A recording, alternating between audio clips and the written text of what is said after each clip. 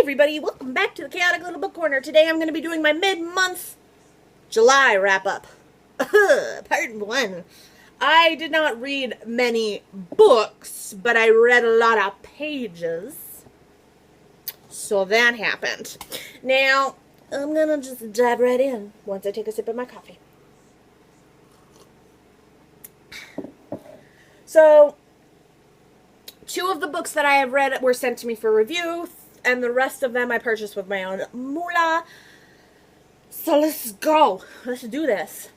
Red Cream by Christina Henry. I will be doing a full in-depth review, spotlighting this book as well as Alice, its prequel, which you can actually read them separately, and they work just fine.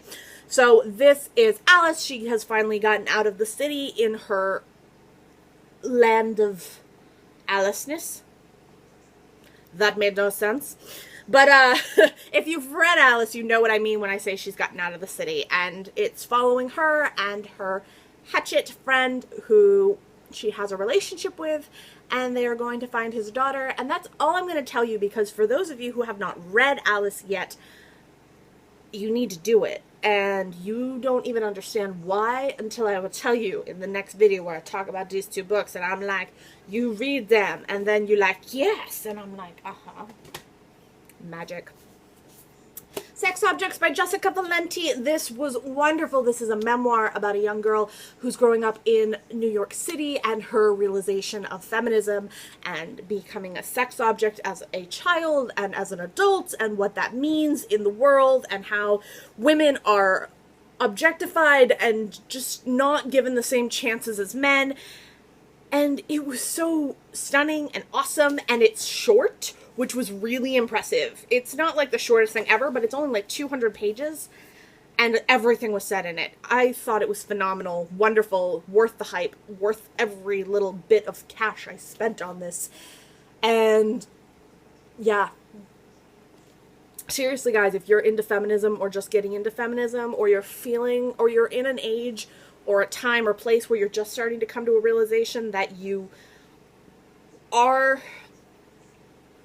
potentially objectified, this is a really good place to start with that world. The next one I read was The Essex Serpent by Sarah Perry, and I liked it. I did. I don't think I loved it as much as everybody else has. I love the cover as much as everyone else does, because, oh my god. But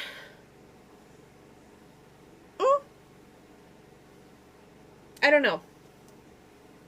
I loved it in a different way than everybody else did, because I feel like a lot of the people I've heard talk about this in the love and obsession that they have with it, they have the reference of place that I don't have. So, like, they've been to locations that are mentioned or, like, spoken of in terms of landscape in this book. I have not, and I was trying to look them up online to get, like, a feel for what I was thinking of. It felt weird and forced, and I wanted to be able to I think I got myself overhyped on this one. I think that's what happened. I got myself way overhyped on this one. I got myself too excited, and I'm going to reread it eventually when the hype has died down, because right now I think I read it at a time when everyone's loving it from a place of everyone who knows the world that it comes from. I don't know. Something about it just didn't mesh with me in this time of my life. So I will be rereading it. But for right now, it was good. It was a great book. I think it's wonderful. I think it's really worth the hype. But that might be one I'd say to wait till paperback comes out. But worth it. Yes. Beauty is a Wound by Eka Karinamlan. This I was sent by Pushkin Press. Oh my gosh, guys. First of all, cover art. Beautiful. Cover, love, hashtag, oh my god.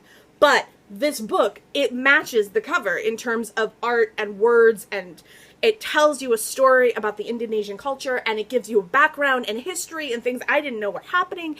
It was phenomenal and beautiful, and the book opens with, I think this should have been in my top 5 of magical realism, but I'm not sure. I'm still on the fence about that.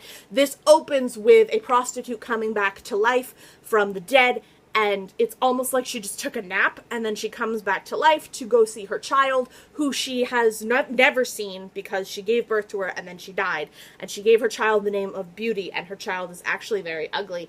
And there's elements of fairy tale and folklore and history, and it's a meld of all these beautiful things in this melding pot that just smell like cinnamon, if that makes sense. Like, you can smell the world you're in. It's something phenomenal, and it's something to be appreciated and loved. And if you haven't read this yet, I can understand now why it's on the list of fabulous fiction to read.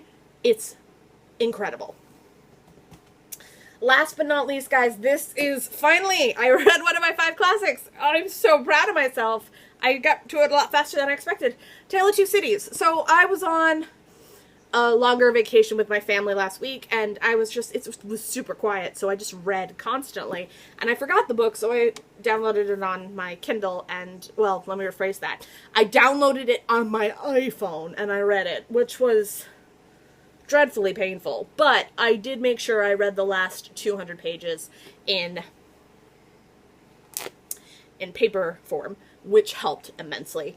For those of you who don't know A Tale of Two Cities from Charles Dickens, it was the best of times and the worst of times, and the revolutionary war, the revolution in Paris and London, and people are starving, and it's dark and weird and morbid and sad, and there's twins and weird and intrigue and love, and yeah, the ending. Oh my god, the ending. I cried for like a day. It was terrible. I was in so much pain, and I was so angry at the ending, but it was so worth it, and I understand now why it's a classic. I get it. I get it, guys.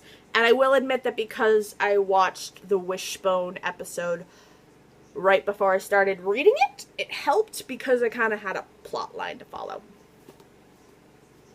That's my cheat. That's my, like, secret to reading a classic, is I'll watch the Wishbone episode, because you get, like, the spark notes, but you don't, like, lose the whole aspect of it, and there's really not that many quotes in it, so, like, you just get, like, this is the route you're going to be taking to get to the end of the story. It works for me, but then I know the ending. But everyone knows the ending to all classics, I feel like. If they don't, I don't know what they're doing.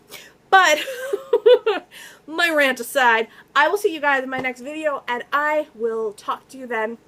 Love you. Bye.